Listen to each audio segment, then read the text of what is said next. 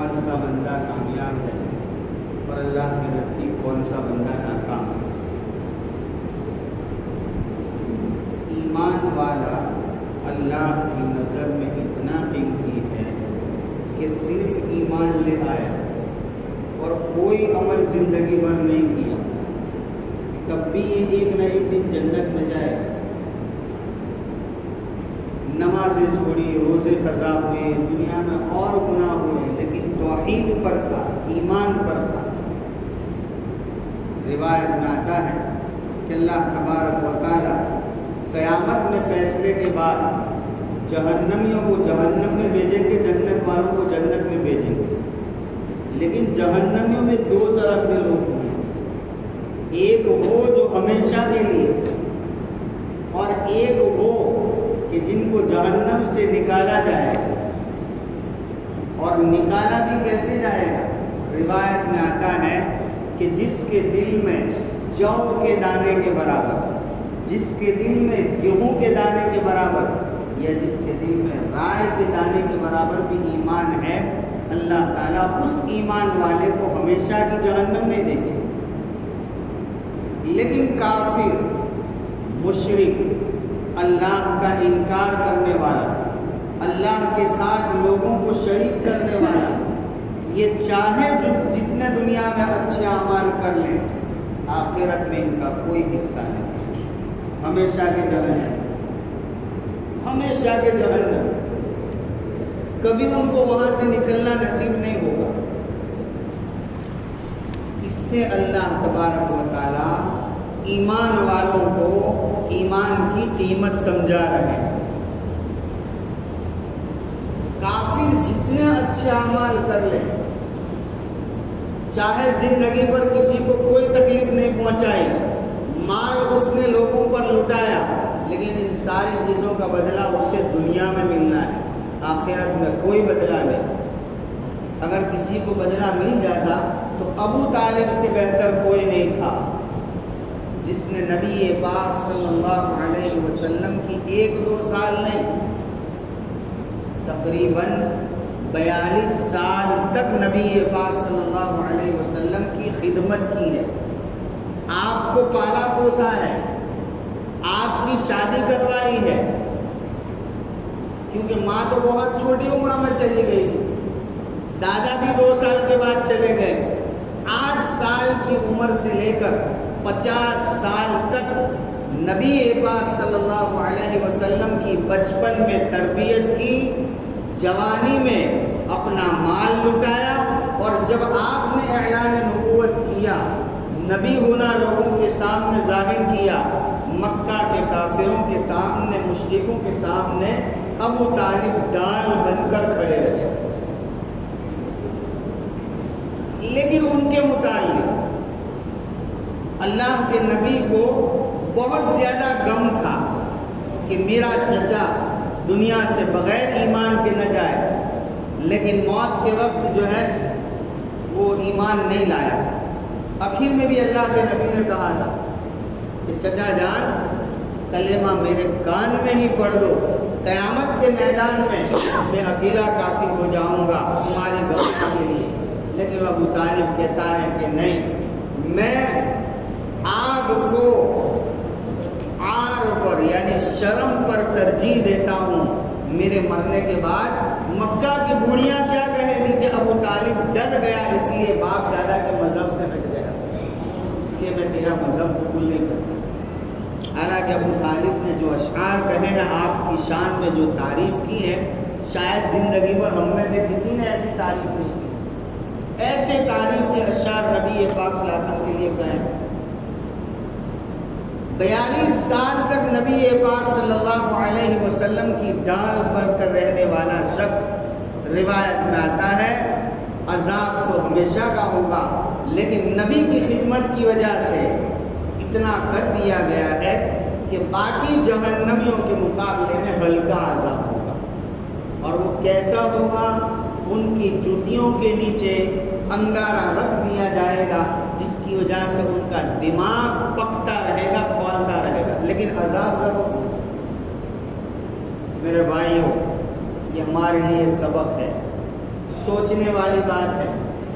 جس نے نبی کو بچپن سے لے کر جوانی تک اور ڈھلتی عمر تک دیکھا، آپ کے معجزات دیکھے، ایسا نہیں ہے تو کچھ نہیں دیکھا، سب کچھ دیکھا، لیکن اس کے باوجود مقدر میں ایمان نہیں تھا، دنیا سے بغیر ایمان کے گئے ہیں۔ مجھے اور آپ کو اللہ نے نبی کی خدمت کا تو موقع نہیں دیا، ایسے کام تو ہم نے نہیں کیے، پھر بھی اللہ نے ہمیں ایمان والا بنایا ہے۔ اس لیے اگر دنیا میں حالات آئیں تو یہ تو پہلے سے کہا گیا ہے کہ آئیں گے۔ مومن تو وہ ہے کہ جس کی ہر گھڑی حالات سے گزرے گی۔ گھریلو حالات فاقے ہیں، کچھ نہیں ہے، سماجک حالات، گھروں میں انبن ہے، ملکی حالات، یہ سارے حالات نبی پاک صلی اللہ علیہ وسلم کی زندگی میں آ چکے ہیں۔ ہم سیرت میں سنتے رہتے ہیں، ہمیں تو کسی نے بند نہیں کر دیا جیل میں۔ نبی پاک صلی اللہ علیہ وسلم، آپ کے گھر والے، آپ کے خاندان والے 1-2 سال نہیں، 1-2 مہینے نہیں، 3 مہینے تک شعب ابی طالب میں قید ہے، نہ باہر سے کچھ کھانے کی چیز آ رہی ہے، کچھ بھی نہیں آ رہا۔ صحابہ فرماتے ہیں کہ بھوک کی وجہ سے ہماری یہ حالت تھی، انتڑیاں سوکھ چکی تھی، پاخانہ بکریوں کے مینگنی کی طرح آتا۔ ایک صحابی کہتے ہیں کہ میں رات میں نکلا گھاٹی میں کہ کچھ مل جائے، بہت بھوک لگی ہے، اندھیرا تھا، ٹھوکر لگی، سوچا کہ کچھ ہوگا، دیکھا تو ایک سوکھا ہوا چمڑا ہے۔ کہتے ہیں کہ میں وہ لایا، اس کو میں نے جلایا، اس کی راکھ بنائی اور اسی راکھ کو میں نے پانی کے ساتھ نگل لیا۔ میرے اور آپ کی زندگی میں تو ایسا کوئی موقع نہیں ہے۔ خود نبی پاک صلی اللہ علیہ وسلم کی گھر والی، پوری امت کی ماں سیدہ طاہرہ عفیفہ صدیقہ بنت صدیق حضرت عائشہ رضی اللہ تعالیٰ عنہ فرماتی ہے 3 چاند ہو جاتے نبی کے گھر میں کھانے کے لیے ایک دانہ نہیں ہوتا، صرف چند کھجوریں اور پانی پر اکتفا۔ آج مسلمان گھبراتا ہے، وہ کہتا ہے کہ ہم ایمان والے ہیں اس لیے حالات ہیں۔ ارے بھئی ایمان والے پر تو حالات آنے ہیں۔ الدنیا سجن المؤمن وجنت الکافر، مسلمان کے لیے تو یہ قید خانہ ہے، کافر کے لیے یہ جنت ہے، لیکن وہ بھی کس حال میں رہ رہے وہ آپ کیا کریں۔ ہم کمزور ایمان والے ہیں، اس لیے اللہ تبارک و تعالیٰ نے بعض کافر بعض نافرمان کی زندگی ہم سے بھی زیادہ جو ہے حالات والی بنائی، کمزور والا ہی سی۔ ورنہ قرآن تو یہ کہتا ہے اگر ہمیں اپنے بندوں کے پھر جانے کا اور ایمان سے ہٹ جانے کا خوف نہ ہوتا تو ان نافرمانوں کو ہم دنیا میں اتنا دیتے، چاندی کی ان کے گھروں کی چھتیں ہوتی، سونے کی سیڑھیاں ہوتی، ایسی زندگی ان کو دیتے، لیکن چونکہ ہم جیسے کمزور ہیں اس لیے جو ہو ان کو اتنا نہیں دیا گیا، بلکہ بعضوں کو تو ہم سے بھی نیچے رکھا گیا۔ یہ کیوں؟ تاکہ ہم کمزوروں کا ایمان بچا رہے۔ اللہ علیم ہے، اللہ بردبار ہے اپنے بندوں پر، وہ جانتا ہے کہ ہم کتنا برداشت کر سکیں۔ تو میرے بھائی وہی حالات، یہ میں نے کھانے پینے کے متعلق بتایا، سماجک حالات، مکہ کی 13 سالہ زندگی آپ کی ہر گھڑی ایسے امتحان سے گزری ہے کہ ایک امتحان ختم نہیں ہوا دوسرا جاری ہے۔ جس گلی میں جاتے آپ کو پتھر مارے جاتے، آپ کو غلط جملے آپ پر کہے جاتے، حالانکہ یہ وہی تھے جو آپ کو صادق اور امین کہتے تھے، لیکن یہی آپ کو جھوٹا بھی کہہ رہے ہیں، یہی آپ کو مجنون اور پاگل بھی کہہ رہے ہیں، یہی لوگ آپ کو شاعر بھی کہہ رہے ہیں، اور کہنے والے کوئی دور کے نہیں نزدیک کے ابو جہل اور ابو لہب۔ آپ جب دعوت دینے جاتے تو یہ پیچھے جاتے اور کہتے ہیں کہ اس کی بات نہ سنو، یہ تو جادوگر ہے، نعوذ باللہ، اس طرح کیا تو دماغی حالات آپ کو اس اعتبار سے بھی جو ہے حالات آئے. اور جب آپ مدینہ آئے ہیں تب بھی چین نہیں ہے. پہلے سال بدر، دوسرے سال احد، چوتھے سال غزوہ خندق، پھر صلح حدیبیہ. یہ سارے حالات نبی پاک صلی اللہ علیہ وسلم کی زندگی میں آتے رہے. اب شیطان ایک وسوسہ ہمارے دلوں میں ڈالتا ہے، لیکن اس کا جو ہے نبی پاک صلی اللہ علیہ وسلم نے خود جواب دے دیا ہے. دل میں یہ بات آتی ہے کہ آپ تمام نبیوں کے سردار، پھر آپ کو ان حالات سے کیوں گزارا گیا؟ اتنی کھانے کی تکلیف کیوں آئی؟ گھر میں کچھ نہیں ہے، خندق کے موقع پر پیٹ پر پتھر دو باندھے ہیں. ان حالات سے کیوں گزرنا پڑا؟ روایت میں آتا ہے اللہ کے نبی فرماتے ہیں مجھے اللہ نے یہ کہا کہ محمد اگر آپ چاہیں یہ بطحہ وادی جو مکہ کی ہے اس کو ہم سونے کا بنا کر آپ کو دیں، لیکن آپ نے کہا کہ نہیں ہے اللہ، میں تو یہ چاہتا ہوں ایک دن مجھے کھانا مل جائے تاکہ تیرا شکر ادا کروں، ایک دن مجھے بھوکا رہنا پڑے تاکہ اس کے اوپر صبر کروں. میں تو یہ چاہتا ہوں. یہ آپ کے پسند کیے ہوئے حالات تھے. یہ نہیں کہ اللہ کو قدرت نہیں ہے، اللہ دینا چاہتے تھے، لیکن نبی کو اپنی امت کی فکر تھی کہ قیامت تک آنے والے جو ہیں ان میں غریب ہوں گے، کمزور ہوں گے، تو وہ میری سیرت سے اور میری زندگی سے فائدہ اٹھائیں گے کہ اگر ہمارے لیے اگر کوئی کمزوری ہے ہمارے نبی کے ساتھ بھی یہ ہوا ہے. اس لیے میرے بھائیوں، دنیا میں حالات کا آنا یہ ایمان کی جو ہے پریکشا ہے، ایمان کا امتحان ہے. اگر حالات نہ آئے تو آدمی ایمان پر باقی نہیں رہ سکتا. کیونکہ عام طور پر نظر ڈالو آپ، غریب جو ہے وہ تو کسی نہ کسی درجے میں اللہ کے سامنے جھکتا بھی ہے، لیکن جو ملونر بن جاتا ہے، مال جب حد سے زیادہ آتا ہے پھر اس کو نہ فرائض کی پرواہ ہے نہ گناہوں سے بچنے کا اہتمام ہے. مال جس طرف لے جاتا ہے یہ اس طرف جاتا ہے. تو میرے بھائیوں، دنیا میں جہاں کہیں جس حال میں مسلمان جن حالات میں جی رہے ہیں، ان حالات کا تو ان کے اوپر آنا طے ہے.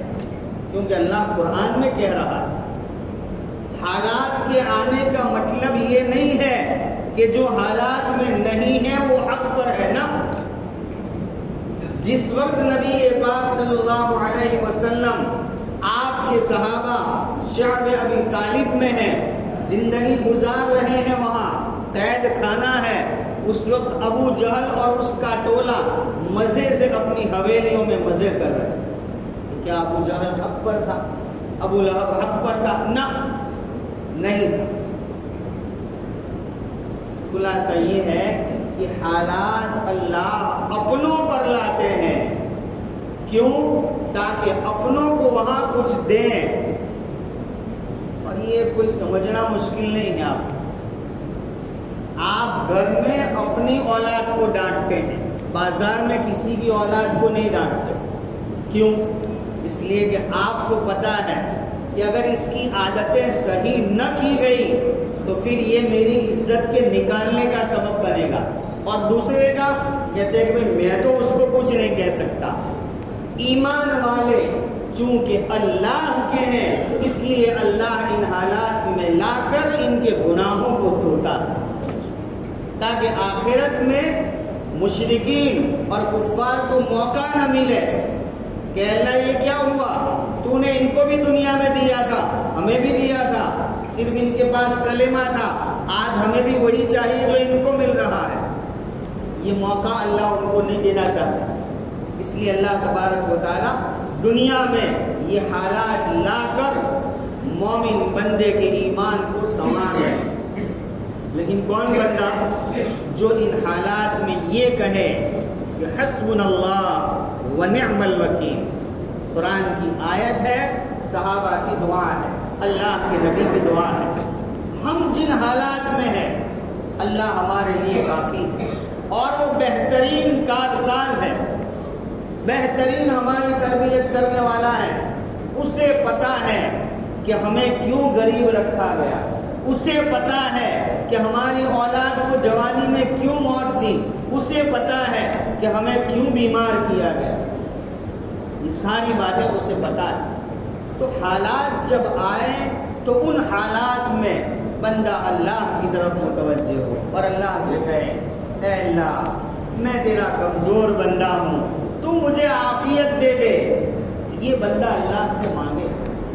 اسی لیے تو صحابہ اکرام کی تربیت اللہ کے نبی نے جس انداز میں فرمائی ہے، ایک صحابی نے اللہ سے دعا مانگ لی کہ اللہ موت کے بعد آخرت میں جو عذاب مجھے ملنا مقدر میں وہ یہی دے دے، یہ مانگ لیا۔ اس قدر حالات میں مبتلا ہو گئے کہ سوکھ کر جو ہے کانٹے جیسے بن گئے، بستر سے اٹھ نہیں سکتے۔ نبی پاک صلی اللہ علیہ وسلم تشریف لے گئے عادت کے لیے، کہا کہ بھئی کیا ہوا؟ کہا کہ اللہ کے نبی یہ حالت ہے۔ کہا کہ کچھ مانگا تھا؟ کہا کہ ہاں اللہ سے دعا مانگی کہ جو حالات وہاں آنے ہیں، جو مصیبت اس کو دنیا میں دے دے۔ کہا کہ بھئی یہ مصیبت اپنے سر مول لینے کی کیا ضرورت تھی، تجھے عافیت کی دعا کرنی چاہیے، تو اللہ سے عافیت مانگ۔ اللہ سے اگر عافیت مانگتا تو تیری یہ حالت نہ ہو۔ بہرحال مومن بندے کی نشانی یہ ہے کہ جب حالات ہو اللہ کی طرف متوجہ ہو جائے، اور جب حالات سنور جائے تب اللہ سے نہ کٹے، اللہ کی طرف ہی متوجہ ہے۔ حضرت ابو ہریرہ رضی اللہ تعالیٰ عنہ اپنی حالت بیان کرتے ہیں، جب اسلامی فتوحات ہوئی، حضرت عمر رضی اللہ تعالیٰ عنہ کا زمانہ ہے، مدائن اور قادسیہ جب فتح ہو گئے تو مال غنیمت بہت زیادہ آیا۔ وہ ابو ہریرہ جو کبھی جو ہے کئی دن تک بھوکے رہنے کی وجہ سے بے ہوش پڑے رہتے، آج ان کے پاس جو ہے ریشمی کا رومال ہے، اس سے اپنی ناک کو صاف کر رہے ہیں، اتنے زیادہ جو ہے اللہ نے مال دیا۔ لیکن اس پر اتراتے نہیں ہیں، بلکہ اس پر یہ کہتے ہیں اے اللہ ایک یہ حالت ہے اور ایک وہ حالت ہے۔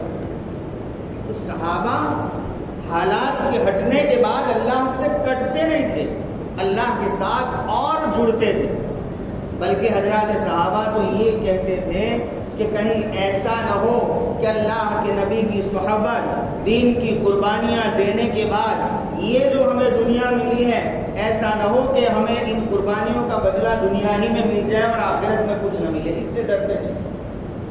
اور ہم یہ سوچتے ہیں کہ ہمارے پاس دنیا آ گئی، دنیا کا مال آ گیا، تو ہم یہ سوچتے ہیں کہ اللہ ہم سے راضی ہے اور کسی سے راضی نہیں۔ حالانکہ مال کا آنا اللہ کی رضامندی کی علامت نہیں ہے۔ مال دو دھاری تلوار ہے، اگر اس کو صحیح استعمال کرو تو مالدار اتنا اونچا اٹھ جاتا ہے کہ جنت میں اللہ کے نبی کے ساتھ ہوگا، اور اگر اس کو غلط استعمال کیا تو پھر فرعون، حامان اور قارون کے ساتھ ہوگا، روایت میں ہے۔